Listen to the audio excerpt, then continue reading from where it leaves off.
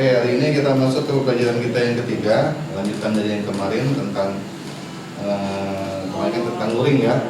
Hari ini kita belajar tentang komposisi gambar dalam fotografi. Baik, sebelum kita mulai kegiatan ini, mari kita berdoa agar dilancarkan semua kegiatan kita hari ini dan ilmu yang disampaikan bisa diserahkan oleh kalian. Baik, Ramdhani silakan dipimpin doanya. Duduk yang rapi, berdoa malam. Bismillahirrahmanirrahim. Rabbi sholli sholli wa yassir li amri wahlul 'uqdatam min lisani yafqahu qawli. Rabbi zidni ilma warzuqni fahma. Amin ya rabbal alamin. Ingat, tetap menggunakan masker kegiatan kita ini karena protokol kesehatan, jaga jarak, jangan berkerumunan ya, dan kita terhindar dari penyakit yang lagi mewabah saat ini. Baik, Bapak Absel, nomor 1. Peggy, Saya Pak. Rima, Saya Pak. Yogi, Saya Pak. Zeni. Oke.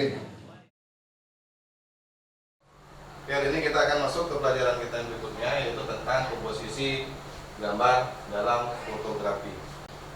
Oke, sebelum kita masuk ke materi yang selanjutnya, itu Bapak ingin mengulang lagi pelajaran yang kemarin, yaitu tentang teknik pengambilan gambar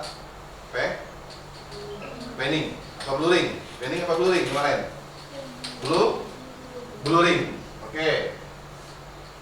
Ini contoh gambar dengan teknik pengambilan gambar apa ini? Zooming. Ini panning. Yang C ini adalah ini gambar blurring. Yang ini apa ini? Teknik pengambilan gambar apa ini? Panning. Lagi? Yang lain? Ada lagi pendapat yang lain? Blurring.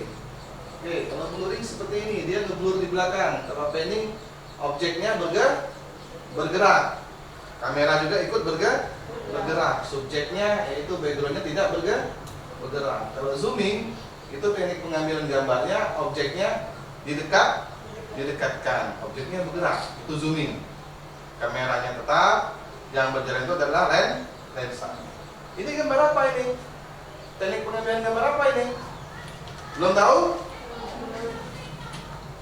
Ngerti? Tahu apa enggak? Masih bingung ya?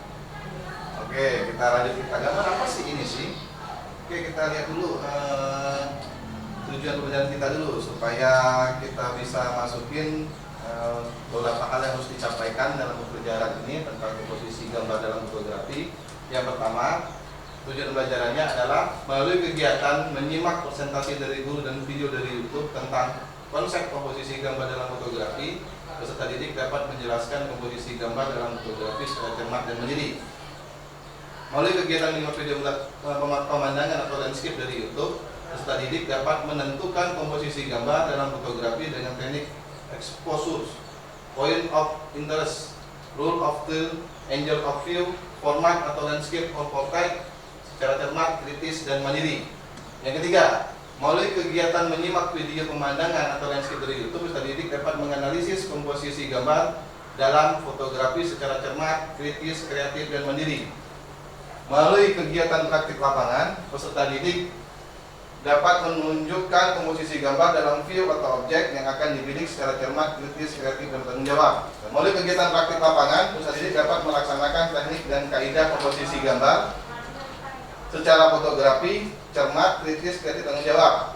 Melalui kegiatan praktik lapangan, peserta didik dapat menyeleksi elemen yang akan dimasukkan ke dalam bidikan kamera secara cermat, kritis, kreatif, dan bertanggung jawab. Melalui kegiatan praktik lapangan, peserta didik dapat memutuskan elemen yang akan dimasukkan ke dalam bidikan kamera secara cermat, kritis, kreatif, bertanggung jawab. Melalui kegiatan praktik lapangan, peserta didik dapat mengambil gambar berdasarkan komposisi gambar dan fotografi secara cermat, kritis, kreatif, dan bertanggung jawab. Artinya kita akan lebih banyak di lapangan nantinya pembelajarannya itu bagaimana teknik pengambilan gambar yang berkomposisi. Apa sih komposisi itu? Nah, ini pengertian komposisi. Komposisi dalam fotografi adalah tata cara bagaimana menyusun objek yang ditampilkan pada sebuah foto agar terlihat lebih indah dan menarik. Jadi tekniknya ini itu mencari suatu background dengan objek tertentu supaya kelihatan unik. Ada yang sifatnya alami, ada yang sifatnya buatan. Yang alami contohnya seperti ini. Alami dalam artian memang sudah ada komposisinya. Komposisinya di mana? Pada gambar ini. Ini susunan ini. Tiang-tiang ini. Ini komposisinya. Ada orang berjalan di antara tiang-tiang ini. Gambar ini tiang-tiang ini tersusun dengan rapi. Ini disamakan komposisi. Ini objeknya, ini subjek. Objeknya adalah orang yang berjalan, subjeknya adalah tiang. Begitu. Terbalik. Kalau pada itu kemarin itu yang blurring, itu ada subjek, ada objek. Objeknya yang fokus, subjeknya yang memblurkan, diblurringkan subjeknya. Subjeknya seperti background. Backgroundnya ada yang di depan, ada yang di belakang. Yang di depan, background depan ini dinamakan background dia karena dia sebagai yang blurringnya, yang bergerak. Objeknya tetap, tapi harus berjarak. Sementara ini, subjeknya ini adalah orang ini. Subjeknya. Tapi yang menjadi objeknya sebenarnya adalah komposisinya tiang-tiang ini yang tersusun dengan rapi. Ingat, komposisi adalah tata cara bagaimana menyusun objek. Menyusun objek yang akan ditampilkan pada sebuah foto agar terlihat lebih indah dan menarik. Objeknya di mana? Ini. Sekali lagi, tiang ini, inilah objeknya. Orang ini adalah sebagai subjek. Contoh lagi, yang buatan, yang secara instan akan ditampilkan, dibuatkan. Ini adalah komposisinya. Ya, ini komposisinya, perangkat tambahannya ini yang banyak motifnya ini adalah komposisi. Subjeknya mana? Orang ini subjeknya. Ya. Karena yang tersusun dengan rapi adalah yang banyak ukirannya ini. Sampai sini paham maksud Bapak? Paham? Oke, untuk lebih lanjutnya Bapak bagikan ini materinya. Nanti kalian sambil garis besarnya, detailnya di sini. Yang Bapak tampilkan ini adalah garis besarnya saja, inti-intinya saja, tapi lebih detailnya adanya di materi ini. Oke, Pak bagikan, silakan dibaca, disimak sambil menyimak yang Bapak jelaskan. Kalian ada pegangan untuk materinya, ya. Dibaca-baca materinya sambil menyimak yang Bapak jelaskan.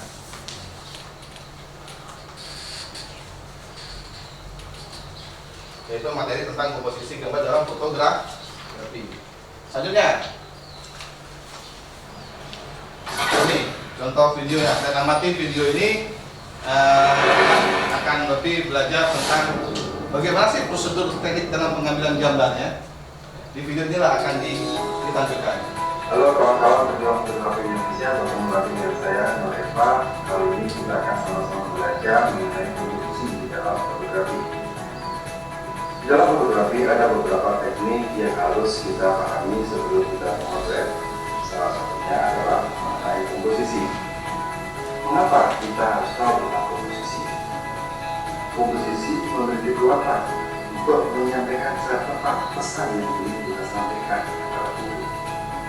Dengan mengatur komposisi di dalam foto sesuai yang kita inginkan, kandungan pesan di dalam foto tersebut akan lebih mudah dipahami dan dimengerti oleh orang lain. Ya, jadi dalam komposisi itu yang menyampaikan sebuah pesan. Pesannya apa? Ya. Contoh tadi gambar tadi, ya. Itu ada contoh seperti gedung ini, yang satunya. Ya. Ini pesannya apa? Ini ada pesan.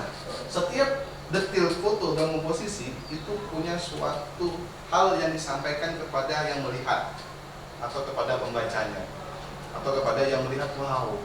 Wow. Tapi kita hanya tahu wow-nya saja, nggak tahu maksudnya untuk apa. Ya. Jadi dalam komposisi itu dia tersusun rapi, pesan disampaikan apa? Misal kayak tadi yang tiang tadi, ya, yang tiang ini tadi. Nah, pesannya apa? Contoh ini, seolah-olah tiang ini seperti tangga, betul nggak? Dari kecil, dari yang paling pendek sampai ke yang paling tinggi, seperti tangga nggak? Padahal sebenarnya dia tidak seperti itu. Aslinya dia rata. Cuma dalam mengambil gambarnya, dia menyettingnya kameranya itu disetting, itu seolah-olah gambarnya dia bertingkat seperti tangga. Ya, kita lanjut lagi. Kandungan pesan di dalam foto tersebut akan lebih mudah dipahami dan dimengerti oleh orang lain.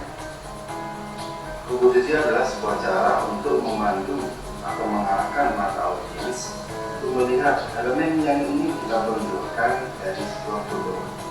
Untuk menciptakan sebuah karya seni foto, komposisi adalah unsur yang sangat penting.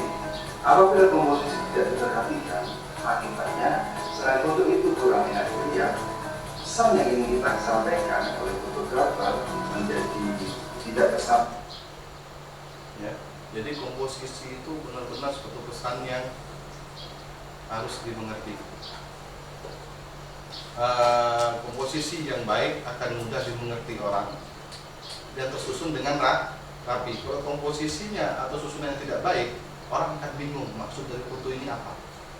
Seorang fotografi dia menyampaikan pesannya dari gambar, bukan dari WA, bukan dari bicara, tapi dia ingin mengajak orang untuk berbicara dari sebuah gambar. Ya. Komposisi adalah unsur yang sangat penting. Apabila komposisi tidak diperhatikan, akibatnya selain foto itu kurang enak dilihat, pesan yang ingin kita sampaikan oleh fotografer menjadi tidak tersampaikan dengan baik. Di dalam fotografi terdapat berbagai macam teknik komposisi yang dapat membantu kita menghasilkan sebuah karya yang baik. Yang pertama adalah rule of third, symmetry, leading line, fill the frame, leaving space, pattern, contrast, dead center, framing, dan golden ratio. Rule of third adalah sebuah teknik komposisi yang paling banyak digunakan oleh fotografer. Nah, ini Dengan membuat teknik frame menjadi 3 bagian. teknik pengambilan gambar dengan 3 bagian. Ya. 3 bagiannya menjadi 3 kolom dan 3 baris. Dengan titik tengahnya itu adalah di titik Teknik ini titik sangat potongnya. berguna. Itu bisa diatur di kamera. Struktur komposisi. Ya. Jadi sebuah komposisinya gambar yang lebih baik. bisa didapatkan dengan pas. Sekarang hampir di setiap kamera wilayah display Ini contoh di kamera. tampilan garis bantu rule of third ini. Ada di bagian seperti ini. Di dalam Jadi ada panduannya di kamera dalam mengambilkan kamera yang exit angle tadi. komposisi ini biasa digunakan dalam semua genre fotografi, baik dari skate, human interest, Bayar itu bisa dilaksanakan di kamera. Terus settingan kamera. Simetri. Simetri biasa digunakan ketika menggunakan teknik komposisi yang bertujuan ingin menonjolkan bagian gambar yang memiliki kesamaan. Dalam foto ini kita dapat mengeksplorasi ambil gambar yang sama, ya. sesuatu yang memiliki kesamaan. Misalnya ada elemen yang sama pada bagian atas, bawah, ataupun bagian kanan. Nah, seperti bayangan ya. Dengan Yang komposisi fokusan ini, ke bayangan tadi, kapal tadi di air, ada bayangannya. Itu sama kan? Cuma bedanya di background saja yang beda. Komposisi ini lazim diterapkan dalam dunia arsitektural, landscape, dan yang lainnya.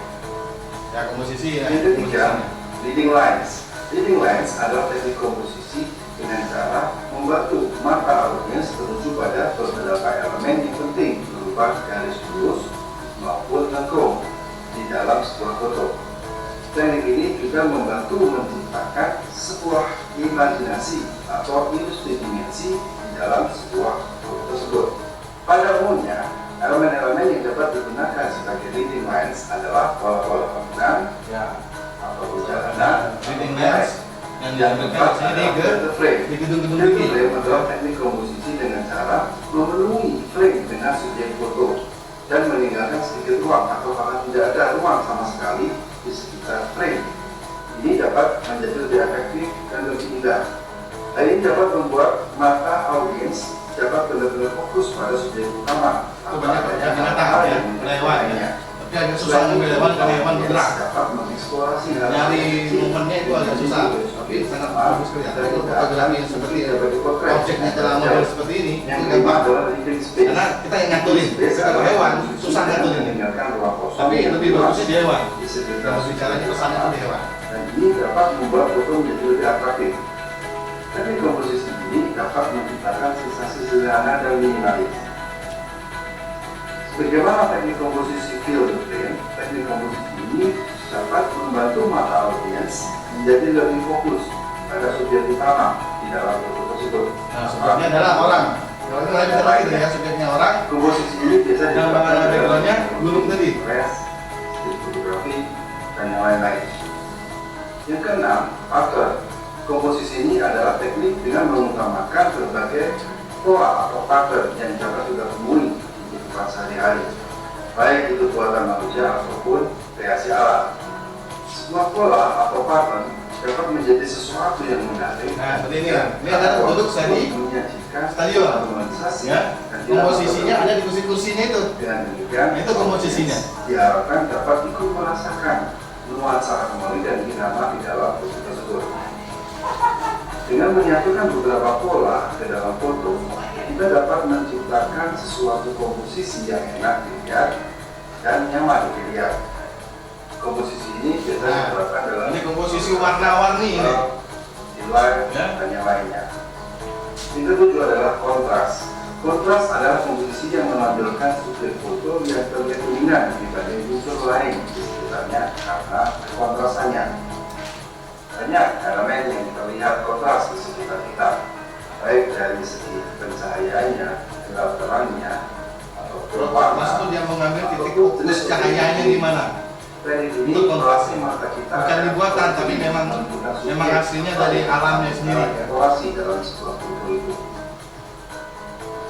Contoh beberapa jenis kontras yang dapat kita gunakan. Nah, ini kontras ya. Ini Itu awan. Itu awan ini kontras ya. lama, Cahaya itu. Nah, fokusnya ke antara kasar dengan yang halus, antara ini objeknya. dengan yang panas, ataupun kontras tentang warna. Nah, ini kontras warna. Yang kedelapan adalah Warna depth warna. center. Ya. Ini adalah teknik komposisi dengan cara meletakkan subjek atau point of interest persis di tengah-tengah foto dengan memberikan ruang yang sama baik di bagian atas dan bawah ataupun di bagian kiri dan kanan. Tantangannya adalah bagaimana membuat foto ini tidak terkesan menjadi kaku atau statis. Ini komposisinya. Setiap kali kita Ini siapa tadi, meletakkan subjek foto di tengah-tengah biasanya akan terasa Simetris. statis dan tidak enak dilihat. Tipsnya adalah dengan memanfaatkan elemen-elemen yang ada di sekitarnya untuk mempercantik subjek yang akan kita letakkan tepat di tengah-tengah foto tersebut. Dan angle-nya juga. Komposisi Jangan ini lupa ya. dapat diterapkan hampir di semua genre fotografi. Yang kesembilan, framing. Teknik komposisi framing ini merupakan teknik komposisi fotografi alternatif yang efektif dalam merekam kedalaman sebuah foto. Dengan memanfaatkan elemen di sekitarnya sebagai bingkai, maka akan memperkuat eksistensi Bingkai ini. foto tersebut. Ya. Akan Bingkai. dapat lebih indah dan efektif. Bingkai atau frame tidak harus memenuhi bagian keseluruhan bingkai foto. Untuk menggunakan teknik komposisi framing ini, kita harus pandai dan jeli memanfaatkan elemen-elemen foto yang ada di sekitar kita. Misalnya, itu bendera, pepohonan, atau bagian dari gedung, dan Jadi ini lain-lain. framing ya, banyak framingnya tadi ya. Ini Nanti kita akan coba framingnya yang bagus bagaimana. arsitektural dan interest. Yang terakhir adalah golden ratio. Golden ratio adalah susunan foto di mana point of interest atau subjek utama diletakkan pada titik persimpangan antara garis atau grid dan spiral. Spiral ini disebut dengan Fibonacci yang akan mengarahkan mata audiens ke bagian seluruh. Sementara garis atau grid disebut V-grid ini akan membantu kita untuk menempatkan subjek utama di tempat yang terkait. Penyusun foto dengan komposisi dan plastik memberi efek visual yang kuat karena komposisi ini subjek utama dan elemen lainnya menjadi selaras dan seimbang. Komposisi ini dapat digunakan di semua genre fotografi. Baik, kawan-kawan kedua fotografi Indonesia, dengan mempelajari berbagai macam komposisi di dalam fotografi, kita diharapkan lebih terpacu untuk menciptakan hasil karya foto yang semakin cantik dan berminati. Semoga bermanfaat. Salam RM. Oke. Jadi sudah kita amati videonya. Ada beberapa teknik pengambilan gambar, tadinya ada 9 teknik pengambilan gambar yang dapat dilakukan di dalam pengambilan gambarnya, sehingga itu menjadi acuan kalian dari video tadi. Pak Barok kalian bisa mendiskusikannya nanti terkelompok nantinya gambar apa yang akan kalian lakukan di saat pengambilan gambar nanti. Tekniknya apa? Menggunakan framing, dead corner, ataupun dengan menggunakan golden ratio. Bebas kalian maksud tekniknya apa nantinya. Sebelumnya itu nanti kalian menyusunkan langkah-langkah pengerjaannya bersesuai dengan apa yang disampaikan di video tadi. Ya, hasil kalian menyimak tadi, kalian buat langkah-langkahnya apa aja, komposisi apa aja yang kalian angkatkan.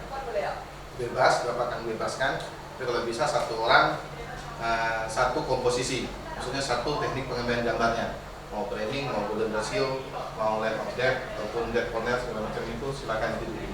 Oke, selanjutnya kita akan bahas dulu step by stepnya. Bagaimana sih cara pengambilan gambar itu? Ada beberapa hal yang harus diperhatikan. Ada 6 hal yang harus diperhatikan dalam memposisi sebuah gambar. Yang pertama, format foto, pemotongan, sudut pengambilan, to angle, pusat perhatiannya maunya ke objeknya yang mana, dipilih objeknya, satu objek atau 2 objek, sehingga yang lainnya menjadi komposisinya. Lapisan fotonya seperti tadi Pak ngomong dari pusat perhatian tadi, jika ada objeknya pasti ada subjek. Subjeknya itu disebut lapisan foto. Ya. Subjeknya lapisan foto atau background.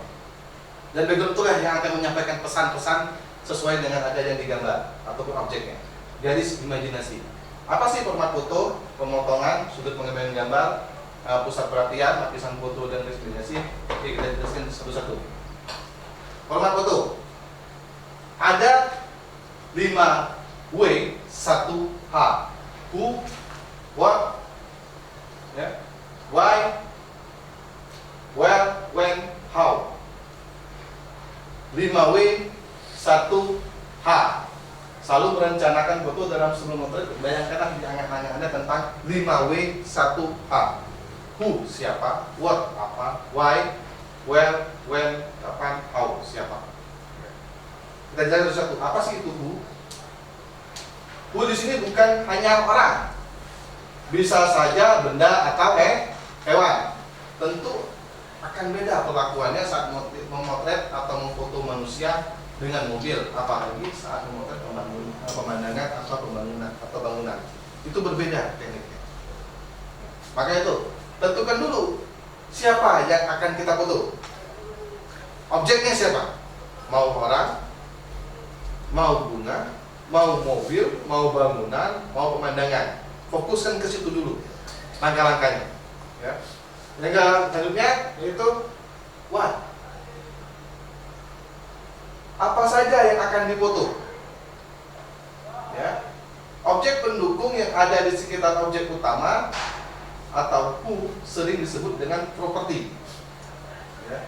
Jadi objek utamanya itu siapa? Itu objek utama. Nanti ada tambahan lagi sebagai propertinya, itu disebut what? Apa saja yang akan difoto? Itulah susunan komposisinya. Siapa dan apa? Itu kedua. Ya. Yang ketiga, why? Untuk apa foto itu akan dibuat? Kembali lagi ke tema. Temanya apa? Misalnya tentang pemandangan, artinya ngambil tentang pemandangan. Nggak mungkin ngambil pemandangan yang diambil di kuburan. Betul nggak? Kalau di kuburan lain lagi, kalau pemandangan tentang alam. Kalau tentang kuburan lebih ke religius. Itu temanya beda-beda. Maka itu tadi siapa objeknya, what, apa yang akan dibutuhkan sebagai propertinya, why, untuk apa untuk itu diambil. Ya. Selanjutnya, where, di mana Anda akan membuat foto. Di mana posisi Anda? Di sekolah, di atas gunung, seperti di kuburan. Nah, itu beda-beda tergantung dari who-nya tadi. Ya, who dan what, apa yang akan diambilkan tadi. Ya, merupakan lokasi di mana Anda akan membuat foto. Lokasi memiliki peran yang besar pada sebuah foto, baik pada proses maupun hasil akhir. Ya. Where tadi, di mana? Kalau ingin tentang agama, misalnya ada dua tempat yang lebih ke mengingatkan orang tentang kehidupan, pasti ada kematian. Itu adanya di kuburan. Kalau tentang pemandangan, tentang pemandangan alam nih, ada beberapa macam. Ada dalam hutan ataupun di atas gunung. Maunya di bawah itu dalam hutan. Kalau dia di atas, itu ngambilnya dari atas gunung atau bukit. Pemandangannya lebih luas. Ya, ada pesanan tertentunya.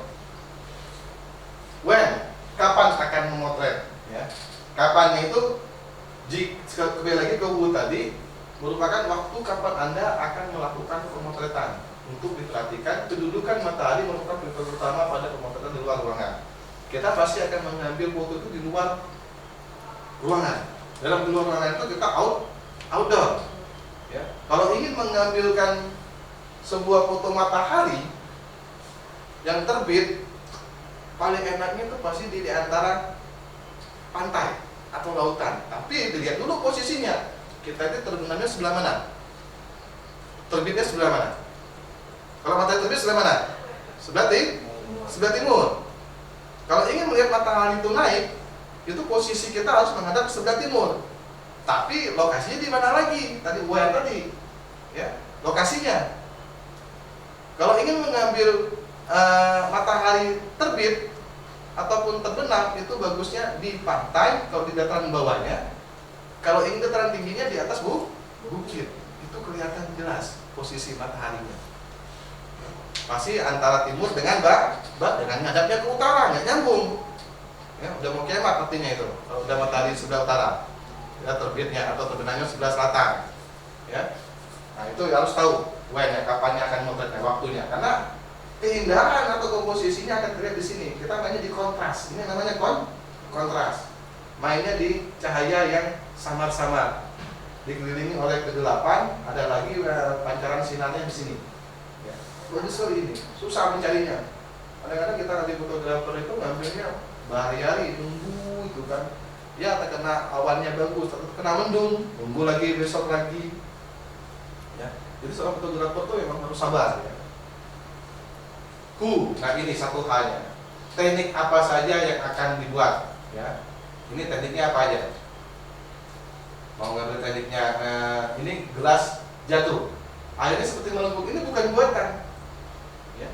Sekali lagi tekniknya memang benar-benar harus sesuai. Nah ini rumah di pinggir sungai, tersusun dengan rapi rumahnya, sehingga rumahnya seperti di atas sungai. Secara fotografer, teknik pengambilan seperti itu. Hal apa aja yang akan kita gunakan nantinya di saat fotografer? Yang pertama kamera, yang kedua adalah tripod, ini adalah flash. Ya. Tetap karena kita fotografer, otomatis harus menggunakan kamera. Pak, menggunakan HP bisa nggak Pak? Bisa saja, nggak apa-apa. Karena memang kualitasnya pasti akan berbeda dengan menggunakan kamera DSLR. Ya. Pertama tampilannya tuh filmnya itu berapa mega, dia bisa menangkap kamera. Selanjutnya pemotongan. Pemotongan yang maksud di sini adalah seberapa besar objek yang Anda inginkan mengisi dimensi foto yang akan dibuat. Apakah Anda ingin memotret objeknya saja? Apakah Anda ingin memotret objek dan lingkungannya atau bagian tertentu dari objek tersebut? Ada 3 jenis pemotongan utama. Yang pertama adalah dekat, ya, seperti zoom in, ya, seperti close up itu dekat. Yang kedua, jarak sedang, tapi dia full, jauh tidak, dekat pun tidak. Ya. Nah, jarak jauh. Nah, ini menggunakan lensa zooming. Kalau disebut namanya itu lensa sapu jagat. Kalau saya lihat kalian sering nonton bola di pinggir lapangan itu ada lensa besar segitu itu. Ya. Nah, itu adalah lensa sapu jagat namanya. Pergerakannya itu nggak terasa. Kameranya kecil, lensanya besar, seperti toa masjid ya. Lensanya itu dan seperti itu. Dipanjang, kameranya kecil, ukuran seperti kamera kita. Nah, itu pemotongan. Yang selanjutnya ini adalah memotret jarak dekat, ya. Ini seperti close up. Teknik pengambilan gambar tadi, sudut pandangnya, ini close up, ya, fokusnya ke wajahnya, yaitu dari kepala ke bahu, ya. Itu close up, extreme close up ini namanya. Nah, ini teknik pengambilan gambarnya, maunya seperti apa, komposisinya di mana nanti. Nah, ini memotret jarak sedang dari pinggang ke kepala. Maka itu teknik seperti ini harus dimengertikan dulu. Kita sudah pelajari di zooming dan panning di dulu review sudah kita pelajari itu. Nah, ini lebih ke detailnya. Ini semi profesional kita belajar ini. Nah, ini memotret jarak jauh. Memotret jarak jauh itu adalah dari ujung kaki sampai kepala itu full kelihatan, ya. Dan jarak dekat dia hanya bahu dan kepala, ya. Kalau jarak sedang dari pinggang sampai ke kepala objeknya. Nah, kalau dia jauh full dari ujung kaki sampai ke kepala. Sudut pandang. Nah, ini yang sangat penting sekali dan ekstrim sekali. Sangat-sangat ekstrim sekali. Ini akan kita praktekkan nantinya.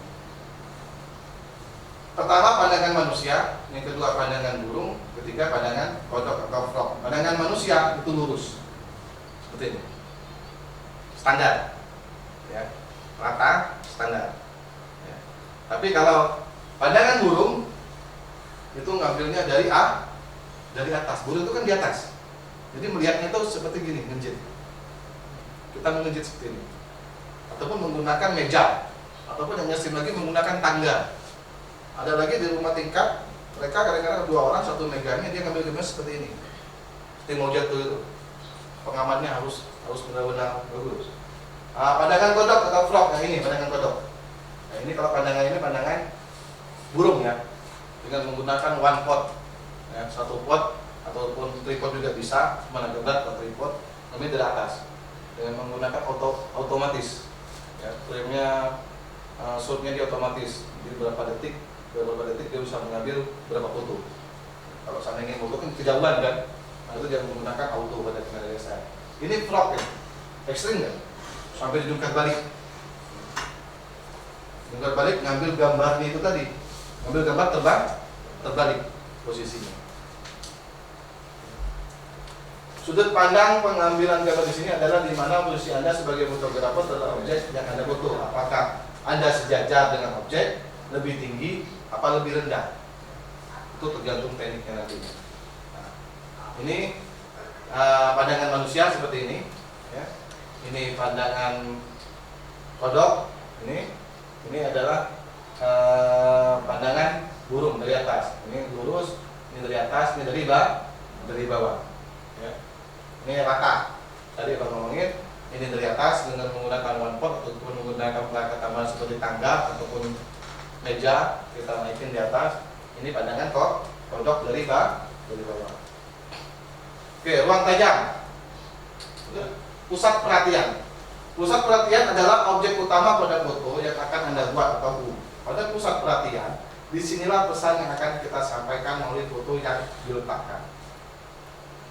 Beberapa teknik yang dapat digunakan untuk memunculkan pusat perhatiannya diantaranya ruang tajam, ruang terang, perbedaan warna, perbedaan bentuk. Tadi sudah diadakan di video tadi. Di sini Bapak jelaskan lagi supaya kalian bisa mengerti apa sih yang disebut pusat perhatian ini tadi. Tadi kan lebih ke garis besarnya, ya. Nah, ini Bapak akan detail. Ini ruang tajam. Foto gambar bayi yang tajamnya ada di mata. Ini perbedaan warna. Apa beda warnanya Pak? Ini air full, ini hijau dengan pepohonan. Warnanya di mana? Di bangunan. Yang mencolok banget, mencolok kan warnanya kan? Berbeda dengan antara belakangnya dengan yang di depannya. Di depan itu air, di belakangnya pepohonan. Itu perbedaan warna. Ada nggak warna yang sama masing-masing? Ada berapa warna di sini dimainkan? Ada 3. Air dengan warna bening ya, tanpa warna. Itu adalah hijau pepohonannya. Yang mencoloknya ada di bangunan. Dia kecil sendiri dan warnanya sendiri. Nah, ini gelap terang. Gelap terang ini ngambil di jalan di antara bukit ataupun gunung, ngambilnya ini waktunya sore hari menghadap matahari sehingga ada cahaya mataharinya yang ini terbit apa terbenam ini.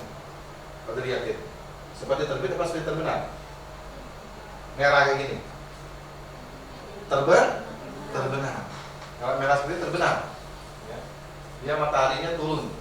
Karena nggak tahu matahari sebelah kanan atau sebelah kiri, tapi efek cahayanya itu ada di sini kelihatan bagus.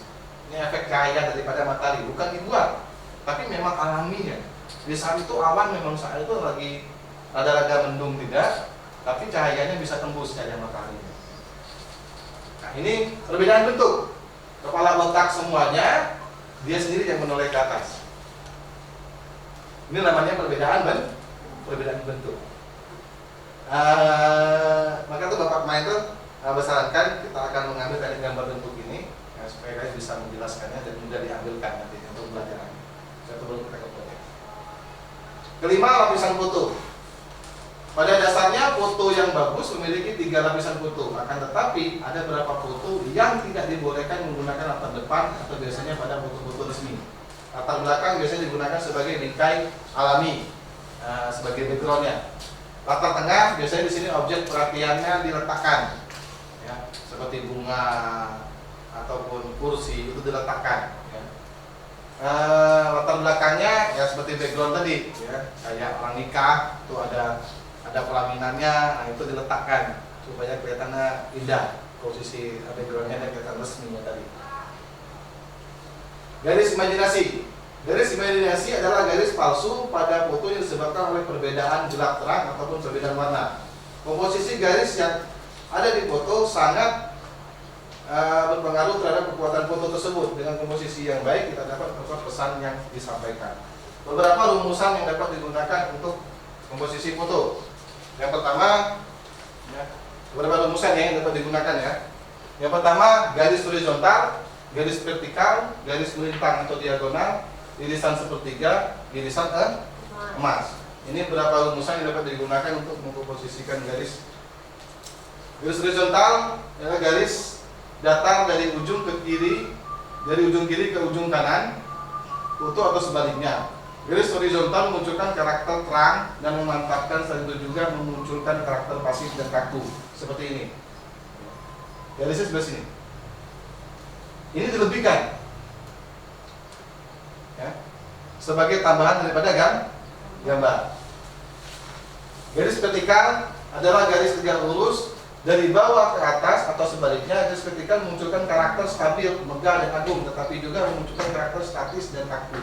Ini gambar garis vertikal. Itu pohon-pohonnya garis vertikal. Susunan pohon-pohon ini disebut garis vertikal. Objeknya tetap ke depan dia. Pada intinya orang akan melihat ini di mana sih? Nah, itu pertanyaan pesannya. Oh, bagus ya hutannya di mana ya hutan ini ya? Ada pohon tersusun seperti ini ya. Kalau kita di sini adanya di BBG. Ya, BBG itu kan pohonnya di pinggirnya terus rapi kan. Maka tuh banyak orang ngambil prewedding itu di sana. Ngambil endingnya itu komposisinya itu dia jadi menggunakan vertikal. Biasanya kalau pengantin dia di tengah sini.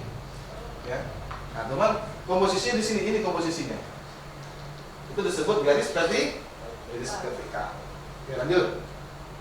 Garis melintang pada foto digunakan untuk memunculkan karakter gerakan dan kekurangan. Berkesan 3 dimensi sehingga foto terlihat lebih dinamis dan menarik. Seperti ini. Ini susunan daripada payung di pantai sebagai peneduh. Ya. Tapi kita jarang lihat ini. Kalau di Pulau Bangka kita ini belum ada yang seperti ini. Adanya biasanya di Bali. Di Bali itu biasanya disewakan. Ya. Payung-payungnya disusun dengan rapi, Nah ini adalah garis seperti garis lintang kalau lihat dari atas. Teknik pengambilannya gambarnya dengan menggunakan teknik pengambilan gambar burung dari atas.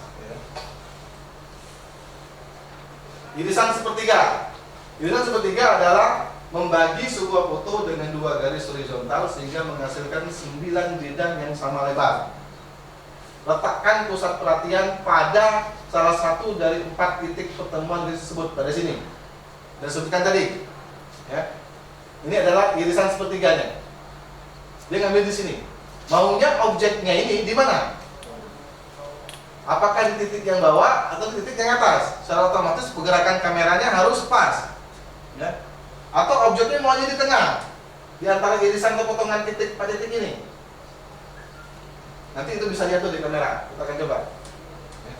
Nah, itulah beberapa teknik yang akan kita lakukan di dalam pembuatan gambar dalam komposisi gambar dalam fotografi, yang akan kita praktikkan nantinya di lapangan. Setelah kita praktik, kita berharap nanti sesuai dengan tujuan pekerjaan kita, kalian bisa mengambil gambar sesuai dengan proyek nanti di LKPD, website LKPD-nya. Kalian ambil gambar di sesuai dengan LKPD ini, gambar yang telah Bapak tetapkan. Pak, boleh nggak Pak saya ngambil gambar yang tidak sesuai dengan LKPD? Pada intinya boleh, cuma untuk pembelajaran proyek ini Bapak kasih tugas kalian ambil. Tapi sebelum kita melaksanakan proyek ini, kita latihan dulu teknik pengambilan seperti apa. Oke, paham? Oke, sebelum kita praktik, Bapak ingin kalian diskusikan dulu atau kalian diskusikan mandiri dulu beberapa teknik tadi yang telah Bapak jelaskan tadi. Teknik apa yang akan kalian lakukan di dalam pengambilan objeknya nanti. Misal contoh, Bapak ada objek bunga ini. Langkah-langkah pengambilannya seperti apa? Ya, kalian buat, nanti kalian presentasikan masing-masing peserta didik. Langkah-langkahnya, step by stepnya seperti ini. Oke, paham? Ngerti? Mana suaranya, paham? Paham. Oke, siapkan pena dan kertasnya. Silakan didiskusikan kelompok Bapak bagi, karena kita menggunakan 2 kamera. Kelompok yang Bapak bagi ini adalah kelompok dalam teknik dalam penggunaan kamera, ya, karena kita cuma ada 2 kamera, karena jumlah siswanya banyak, ada 10 orang, Bapak bagi 5 orang, satu kelompok 5 orang, tapi temanya akan berbeda. Penggunaan kelompok ini hanya kelompok menggunakan kamera, tapi proyeknya masing-masing, gambar yang akan diambilkan masing-masing. Oke, ada pertanyaan sampai di sini? Silakan. Ya, siapa namanya? Fiona. Oke, Fiona. Berapa panjang lensa yang tepat untuk memotret? Nah, ini masalah perangkat, masalah peralatan yang akan digunakan. Panjang kamera yang lensa untuk memotret komposisi, ya, dalam komposisi. Tadi kita sudah mengenal ada yang komposisinya jaraknya jauh, sedang, dan dekat. Secara otomatis setiap jarak itu menggunakan lensa dan ukuran lensanya, frame-nya itu berbeda-beda. Tapi ada, kalau kita beli lensanya memang agak mahal, tapi kalau menggunakan lensa standar itu ada jarak tertentu untuk jauhnya, dekatnya bisa kapan. Jadi tanya tadi apa? Bagaimana cara menentukan? Apa tadi? Berapa panjang lensa yang tepat untuk memotret? Yang tepat untuk memotret tergantung objeknya. Tergantung objek yang akan diambilkan, jaraknya berapa jauh. Pergerakan lensa itu bisa diakalkan dengan cara penggerakan posisi kita, memotret atau fotografi. Kalau ingin dekat, karena lensa kita terbatas untuk dekat dan belum tidak ketemu angle-nya ataupun shoot-nya itu pas, itu susah. Akhirnya kita menggunakan posisi kita maju mundur.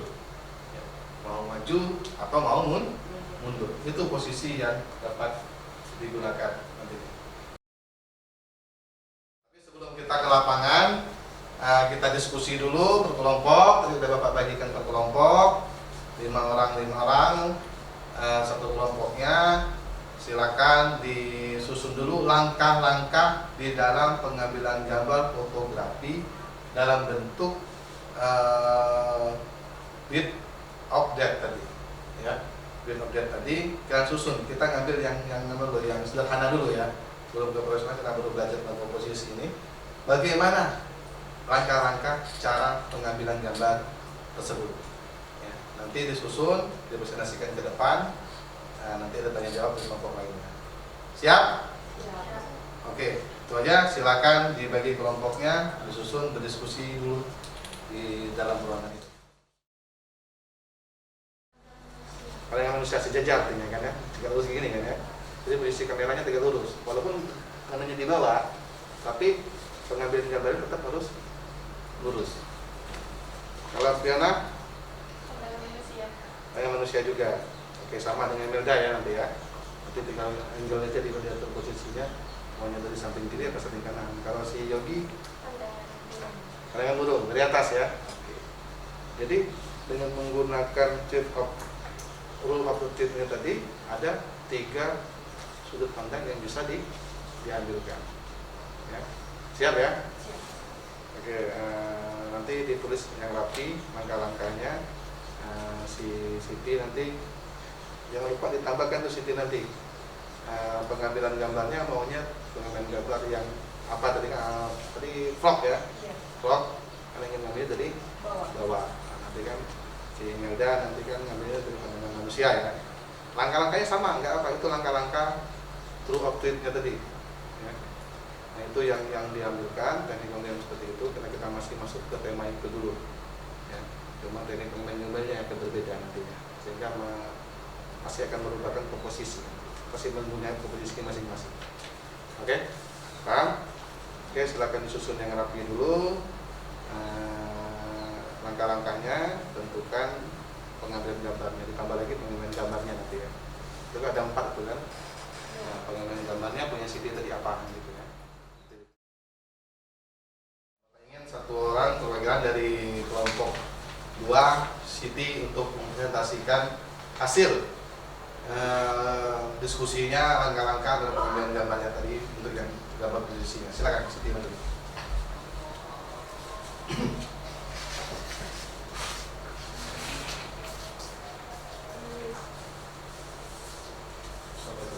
Assalamualaikum warahmatullahi wabarakatuh.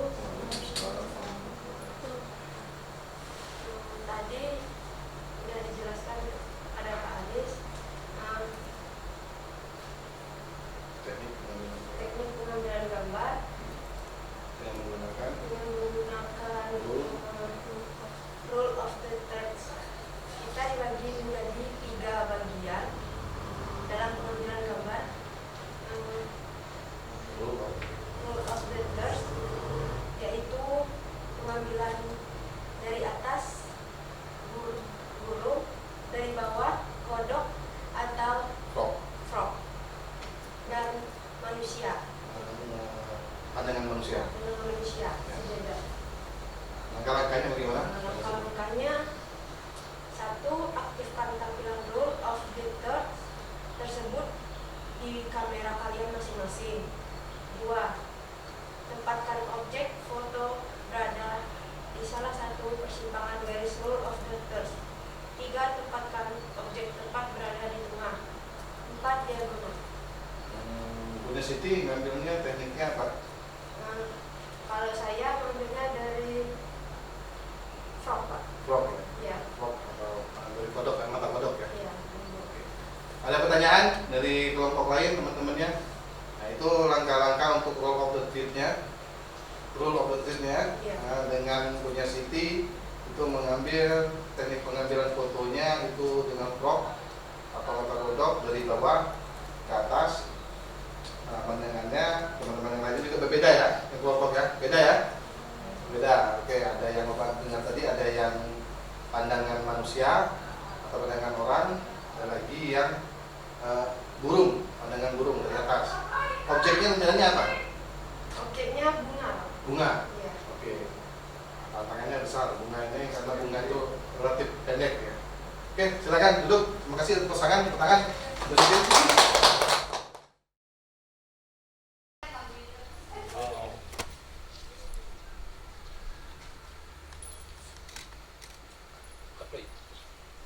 terlalu tinggi kan ISO direndahkan dulu. Nah, pakainya 100 nih.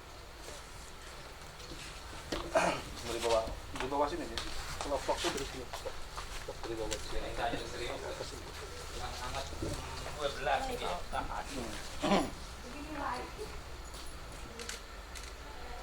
Oke, sip. Kita sudah melakukan proyek kegiatan praktik tadinya pengambilan gambar dengan menggunakan kamera di lapangan. Tadi temanya adalah bunga dengan menggunakan roll optik. Langkah-langkah sudah disebutkan, dan ini adalah hasil yang menurut Bapak setelah Bapak nilai yang lumayan bagus, ya, lumayan bagus, tekniknya ini bagus, angle-nya bagus, sesuai dengan yang dituliskan langkah-langkahnya. Sekarang ini punya siapa? Fiona ya? Ya, punya Fiona. Ya, punya Fiona. Tolong dijelaskan langkah-langkahnya bagaimana dan kesimpulannya itu apa dari teknik pengambilan kesimpulannya tadi. Oke, silakan Fiona maju untuk menjelaskan gambar ini. Ya, ngadep sana. Ngadep teman-temannya. Oke.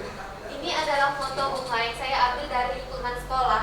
Teknik pengambilan foto ini dengan teknik ruler of trees dengan menggunakan kamera Canon DSLR dengan teknik foto pemandangan manusia menggunakan lensa fix 50 mm dan ISO 100. Jadi dari foto yang kamu ambil ini kesimpulannya apa? Maksudnya itu dalam mempersiapkan semua ini kamu harus bagaimana kesimpulannya? Persiapan kamu apa aja yang pada yang pertama yang kamu langkahkan dalam mengambil gambar ini? Bagaimana? Persiapannya tadi, langkah-langkah awal tadi persiapkan objeknya, gitu ya? Mencarikan objek yang tepat karena tema tadi temanya bunga. Setelah itu kamu mencari momennya, pengambilan gambarnya, lokasi pengambilan gambarnya sesuai dengan pencahayaannya. Ya. Jadi secara kesimpulannya dalam mengambil gambar ini apa? Sudah mau jelaskan tadi. Mempersiapkan apa ya? Objek, ya. Mencari objeknya sesuai dengan dengan tekniknya, dengan temanya. Tekniknya ya ini tadi yang kamu jalankan ini. Ya, ini sangat bagus sekali. Komposisinya jelas ya. Walaupun tidak beraturan komposisinya, tapi ranting-ranting ini bagian dari komposisi. Jaraknya pas benar ini jaraknya. Menggunakan lensa apa tadi? Lensa fix ya. Lensa fix 50 mili ya. Oke. Terima kasih Fiona atas paparannya. Ini aplaus buat Fiona ya atas prestasinya. Nah, ini tekniknya beda soalnya. Kalau tadi ini tekniknya dengan menggunakan pandangan manusia. Sekarang coba siapa ini? Yogi, istilahnya Yogi. Apa kan Yogi? Gambar ini bagaimana? Teknik pengambilan gambar dengan teknik rule of third dengan menggunakan kamera Canon DSLR dengan teknik burung yang diambil dari atas.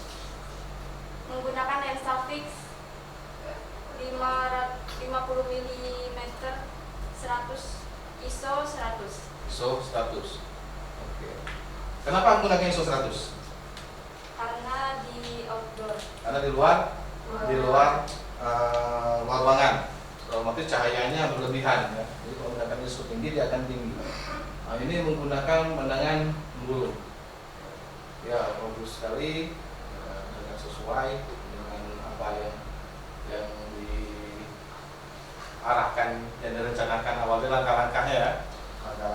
Tujuh langkah-langkahnya sangat sesuai sekali. Nah, ini semoga bisa lebih bagus lagi ya dari objek-objek yang lebih menantang lagi. Ya. Oke, silakan situ duduk si Yogi. Bapak, dalam pengambilan gambar ini, apalagi kita menggunakan di luar, berdekatan dengan alam, suasananya akan berbeda. Sekali lagi, pengaturan pencahayaan, jarak, dan penggunaan lensa itu sangat menentukan hasil sebuah gambar yang berkomposisi. Itu tekniknya, secara teknisnya. Tapi secara komposisinya carilah lokasi-lokasi yang punya komposisi yang sangat menarik, ya, seperti hutan dengan pohon-pohon bersusunan. Ya, karena kita di perkebunan ini sebenarnya bisa diekspos nih. Sawit itu kan kalau punya PT Wanamataram Sawit itu kan lurus kan. Nah, bagaimana teknik pengambilannya? Ingat 5W 1A. Waktu juga, objeknya apa gitu. Ingat komposisinya bukan di objeknya sebenarnya, komposisinya itu adalah subjeknya. Yang kita kirain subjek sebenarnya itu adalah objek. Ini kita objek, ternyata dia subjek. Dan komposisi kayak gitu. Cara pandang orang nantinya akan berbeda. Cara mereka menyampaikan, memaparkan itu, oh ini kayak gini loh Pak, yang diperhatikan ini adalah komposisi pohonnya yang berjajar bagus. Yang lain lagi beda lagi pendapatnya. Karena di situ ada objek orangnya. Enggak, objeknya itu adalah orangnya. Itu pendapat masing-masing. Dalam foto komposisi itu tidak bisa dalam satu keputusan atau satu keterangan yang sama. Pasti punya yang berbeda. Karena apa? Cara pandangnya yang berbeda. Sudut pandangnya berbeda. Yang dilihatnya apanya?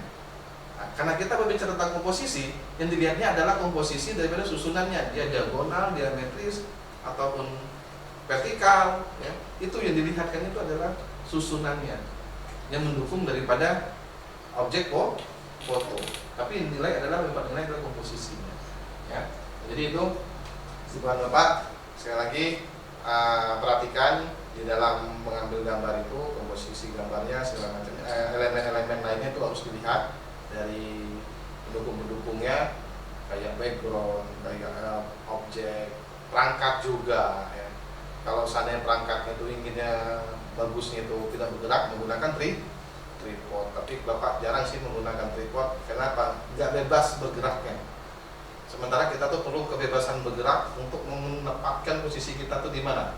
Posisi kita juga menentukan di mana kita harus menempatkan diri kita untuk mensejajarkan dengan objek dan subjek komposisi. Nah, jadi itu kesimpulan Bapaknya. Semoga kedepannya lebih baik lagi. Sekarang silakan dikumpulkan LKPD-nya yang tadi dengan Bapak nilai lagi. Sudah dicatat semua ya tadi ya, langkah-langkahnya di situ ya. Sesuaikan dengan situ ya.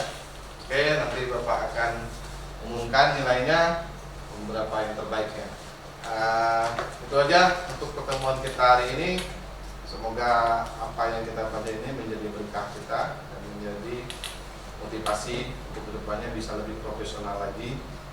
Karena memfotonya tidak bisa hanya sekali berjalan, harus berulang-ulang untuk membiasakan diri. Dari biasa akhirnya menjadi hobi, dari hobi akhirnya menjadi produktivitas kita untuk berkembang menjadi lebih baik. Baik, itu aja dari Bapaknya. Akhir kata berikan wassalamualaikum warahmatullahi wabarakatuh. Sebelum pulang silakan berdoa dipimpin oleh Siti. Silakan Siti. Untuk mengakhiri pertemuan kita kali ini, kita membaca doa. Baca doa dalam hati dimulai.